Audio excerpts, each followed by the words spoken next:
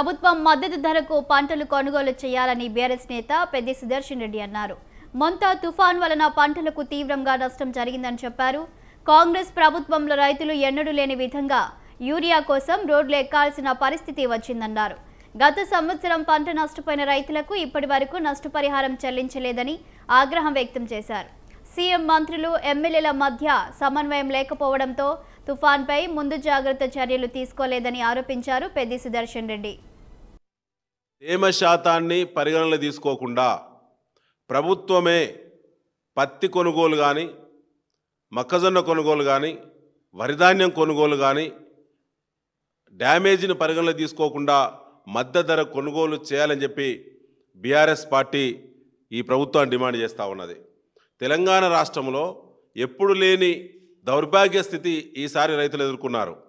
Urea కొరత వల్ల మరి పంటలు ఎదగకపోగా అదను తప్పి యూరియా వేసినా ఉపయోగం లేనటువంటి పరిస్థితుల్లో బ్లాకులో కొని కూడా యూరియాను అక్కడక్కడ వేసినా ఇవాళ ఈ యొక్క మోంతా తుఫాన్ వల్ల తీవ్రమైన నష్టం జరిగి ప్రతి ఎకరా రైతుకు ఇవాళ నష్టం జరిగింది తెలంగాణ రాష్ట్ర వ్యాప్తంగా.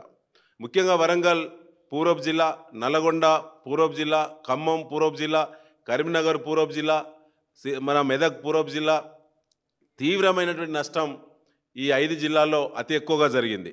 తేమ శాతాన్ని పరిగణనలో తీసుకోకుండా ప్రభుత్వమే పత్తి కొనుగోలు కానీ,